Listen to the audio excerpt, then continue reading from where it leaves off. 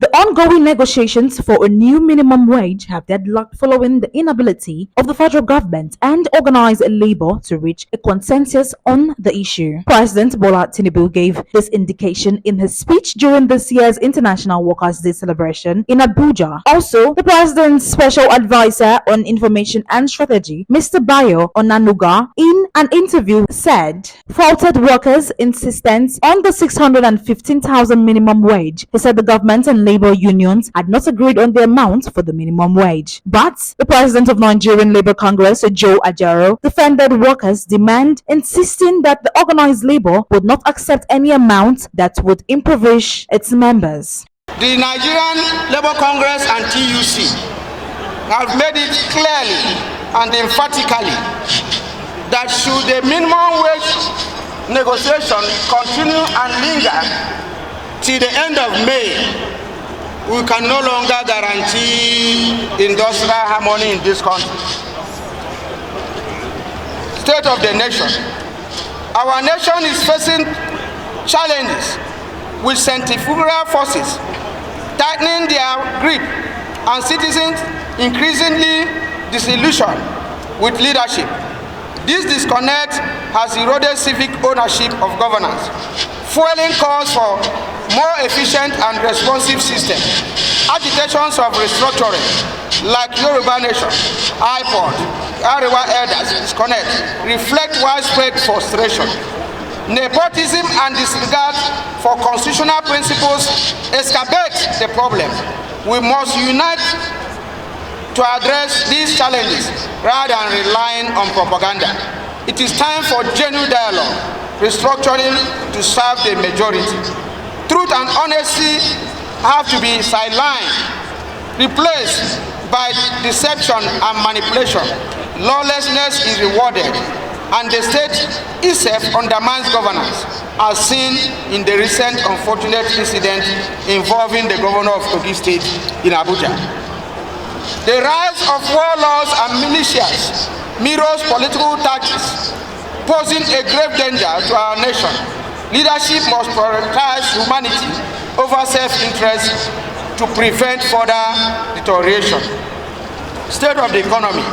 The economic policies implemented by this administration have inflicted severe hardship, particularly on most vulnerable society, the workers, marginalized, and those on fixed income. Comrades, the battle for our new national minimum wage rages. Our demand for 615,000 naira stands firm, rooted in the grim reality of workers' lives across the nation. Through rigorous engagement with all stakeholders, we have pressed for a 2-year lifespan for the new act with automatic adjustment triggered by inflation suppressing 7.5%. Every employer with 5 employees and above must comply. We demand robust monitoring and strict penalties for non-compliant state governments. We have based our figures on real data gathered from our responses nationwide, ensuring that our demand reflects the true cost of living for an average family. Our message is clear. Anything less than a living wage condemns workers to poverty. Thus, unacceptable for any worker to toil tirelessly and still struggle to make ends meet. And that's the belief of our President Bola Tinubu. Hence, the ongoing efforts by government to pay wage award to workers and the review of national minimum wage by a tripartite committee involving the representatives of employers, workers, and government towards ensuring that every worker receives a fair living wage that enables them to live with dignity, provide for their families, and contribute to the growth of our economy. We must therefore see each other as partners in progress and utilize the initiatives already provided by the government to turn our challenges into new opportunities for national growth. and development by lending our support to this administration, which had promised and remains committed to revitalizing the economy in line with its mantra of renewed hope for unity and prosperity for all through careful implementation of its 8-point agenda as is clearly set out. As we commemorate this Workers' Day, let us not forget the sacrifices and contributions of the labor movement in shaping our nation's history. Let us honor the legacy of those who fought for the rights and freedoms we enjoy today by continuing that struggle for justice, equality, and solidarity. Let us stand united in our resolve. The president had in January set up a tripartite committee consisting of the government, labor, and private sector representative to review the 30,000 minimum wage introduced by former President Muhammadu Buhari's administration. Last month, the two central labor bodies in the country, the NLC and the Trade Unions Congress, submitted a proposal of 615,000 naira minimum wage to the committee. The government failed to announce the new minimum wage at the May Day celebration as it had not accepted labor's demand.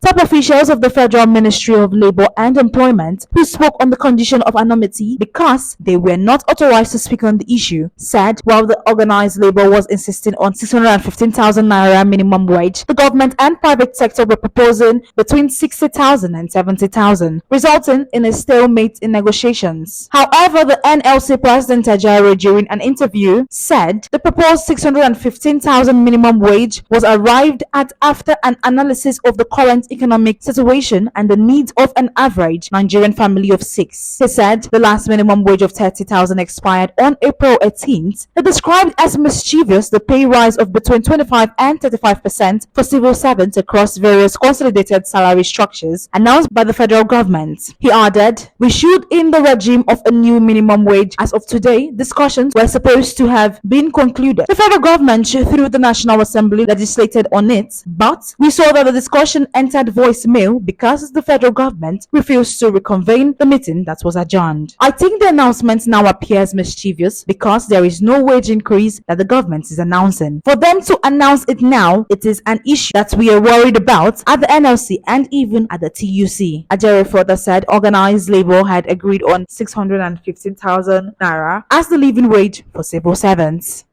Government policies must prioritize the unique need of marginalized groups and establish supportive environments for women and youth to thrive. Additionally, eradicating gender-based violence and workplace harassment is imperative. With the ratification of ILO Convention 190, we have a framework to promote dignity, respect, and gender justice in the workplace.